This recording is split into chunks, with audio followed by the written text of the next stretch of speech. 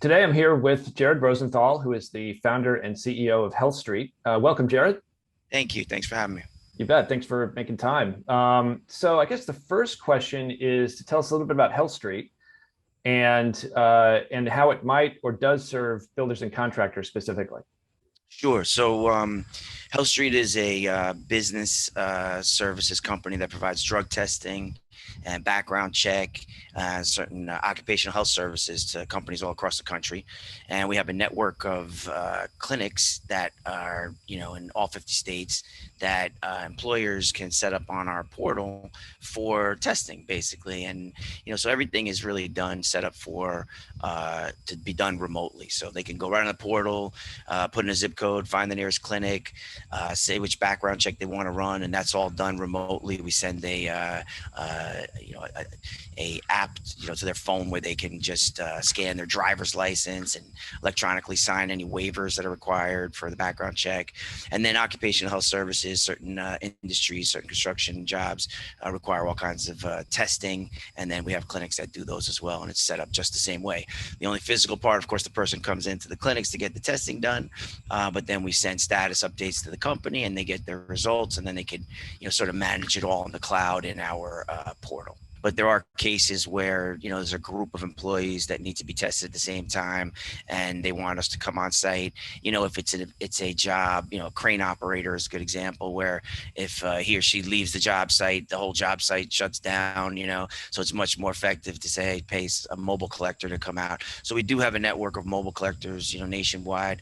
Typically they're doing like large events like job fairs and things like that, or responding to emergencies such as a post accident, or if there's reasonable suspicion somebody's using alcohol or drugs on the job, we come out and do the test. So focusing on cannabis, because I think again, builders are confronting that given the legalization or decriminalization of it in several states. Can you give builders just a snapshot of kind of where that legislation is at the state level, and maybe just your take on either the proposed federal legislation or where that might go?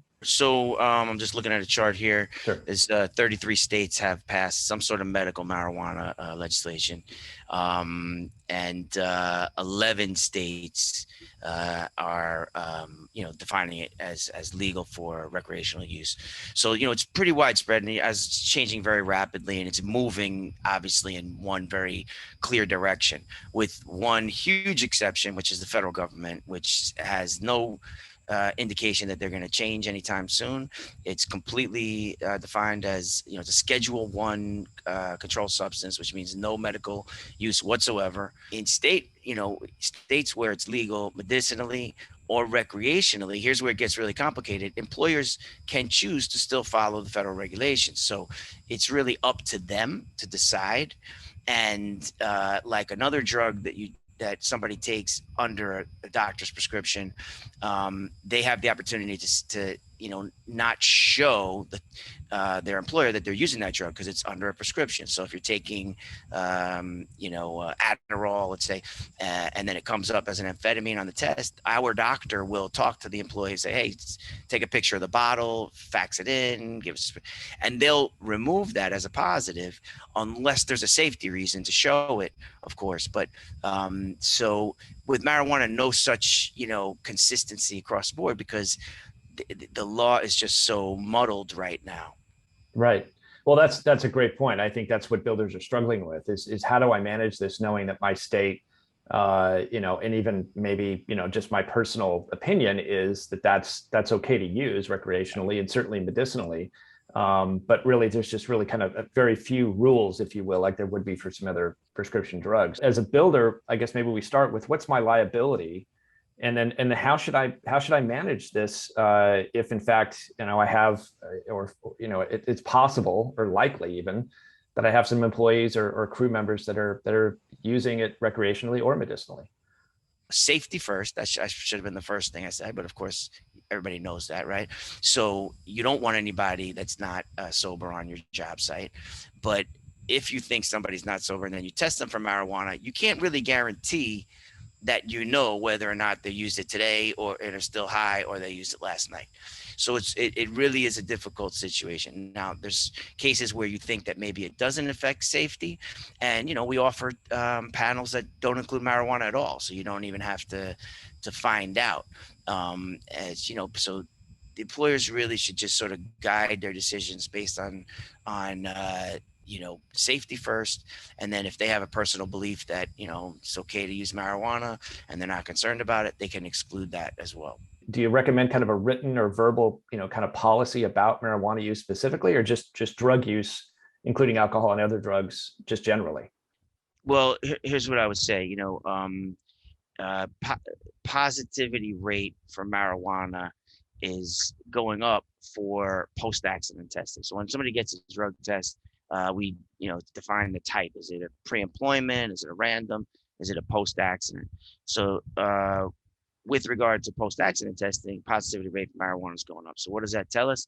That maybe it's contributing to less safe work environments.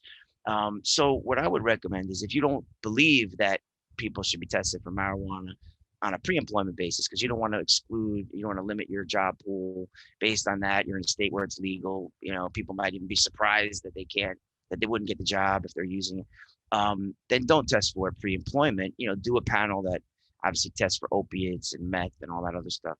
But for post-accident, I think it's really hard to make an argument that you shouldn't test for everything, with the caveat that you may pick up positive marijuana that may not be a sobriety issue. It may just be in the blood. And by the way, that goes for every drug that comes up too.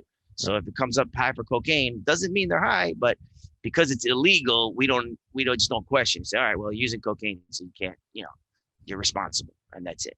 Maybe it might be helpful to builders to understand kind of what the effects of marijuana use are and could be, seen or observed or something on a job site. I mean, is it similar to alcohol in terms of how somebody is acting, how they might be, their ability to operate machinery or operate, a nail gun or whatever? I'm just curious if you can kind of articulate that for us. I think that what's important to know is that it does affect your senses, and where things are critically important. I have a friend that drives a motorcycle, and he says he will not take one sip of alcohol because the reaction time needs to be so precise, and that any drop in reaction time could cost you your life. So if you're in a situation where you're standing on a scaffolding, you don't want them to have any drop in reaction time or sensory awareness whatsoever. I have plenty of friends that use marijuana recreationally, and they speak very highly of it, and I have no opposition to that.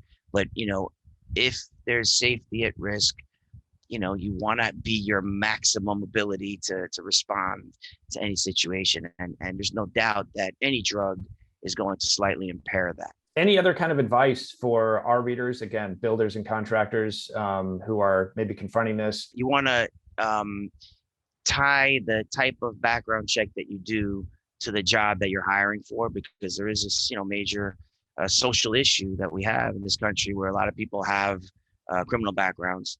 And you don't want to, if you're sending people, to do work, let's say in a, school where there's young kids, you might want to do one type of background check versus sending workers to a new construction site where there's no public there. Because, what you don't want to do is two things. You don't want to not do any background check at all. But on the other hand, it's important to understand that just doing blanket background checks might continue to exclude certain people from the workforce that don't necessarily need to be excluded. So, we're happy to help companies, sort of work through that and, size the background check right to the job that they're hiring for.